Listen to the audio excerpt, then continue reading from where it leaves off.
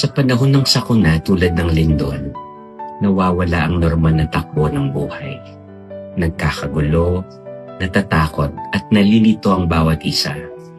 Ngunit sa gitna ng kaguluhang ito, may mga taong matatag na tumatayong gabay at tagapagligtas.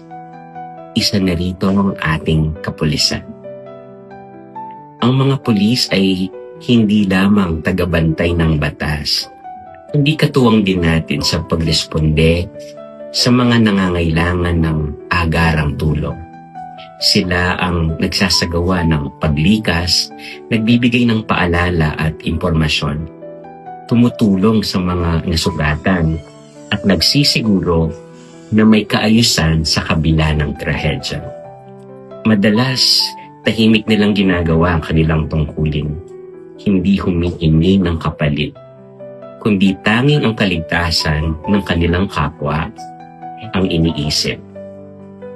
Sa mga ganitong panahon, mas lalong napagtatanto natin ang kahalagahan ng kanilang serbisyo. Sa bawat buhay na naliligtas at katahimikang naibabalik, nariyan ang bakas ng kanilang dedikasyon at malasakit. Tunay silang mga bayani sa gitna ng unos. Ating silang panalangin. Amang makapangyarihan sa bawat lindol at sa kunang dumarating.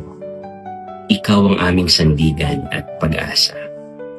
Itinataas namin sa inyo ang mga pulis na buong tapang na umaharap sa panganib upang iligtas ang iba. Pagpalain mo po sila ng lakas ng katawan at tibay ng loob. Ingatan mo sila sa bawat hakbang at gabayan sa bawat desisyon. Naway madama nila ang iyong presensya sa gitna ng kanilang tungkulin. Lagi po siya na nilang magampanan na sa bagong Pilipinas, lahat ng Pilipino ay ligtas. Amen.